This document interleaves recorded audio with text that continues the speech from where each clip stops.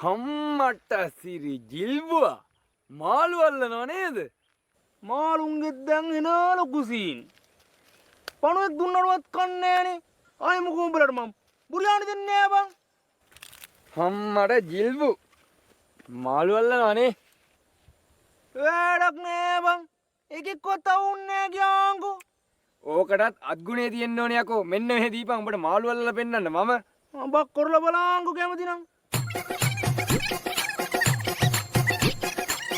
ආයි පාරන වැදුනා ජිල්බුවෝ. ඒ පාර පණුවෙක් ඇදිලා. ඔය පණුව උදේ ඉඳලා හිටියා බං. මං ඔය ගාපු ඇමේ. එහෙමද? මේක හරියන්නේ නෑ බං. අද මුන් නෝම්බිද කොහෙද? මේ අහපන්කෝ. අපේ ගෙදර තියෙනවා දැලක්. ඒක ගෙනල්ලවත් දාලා බලමුද මාළුවෙක් අල්ලගන්න. අනේ ඒක යසාදාස බං. උඹලත් වැඩක් නැති එකේ අපි දෙන්නම අල්ලමුකෝ. වැඩක් කියන්නේ චූටි වැඩක් තියෙනවා. මේ කැම්ප් එකට පොඩ්ඩක් ගිහිල්ලා එන්න තියෙනවා. ඒයි අර බං අලිවට කිට්ටුව තිබිලා බෝම්බයක්ද මොකක්ද එකක් හම්බෙලා. ලොකු අයියා මට කිව්වා ඒක ගිහින් කැම්ප් එකට කියන්නේ. අනේ ඔබ තඩි බස්සෙක්නේ. ඒ වගේ පණිවිඩයක් කියන්න නේ එකෙක් මේ ජිල්බුවත් එක්ක මාළු අල්ලලා හරියන්නේ මේ බං.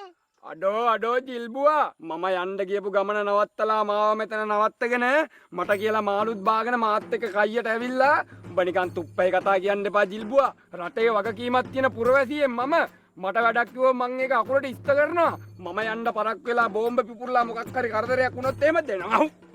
මෙන්න මෙහෙ අල්ලගනින්.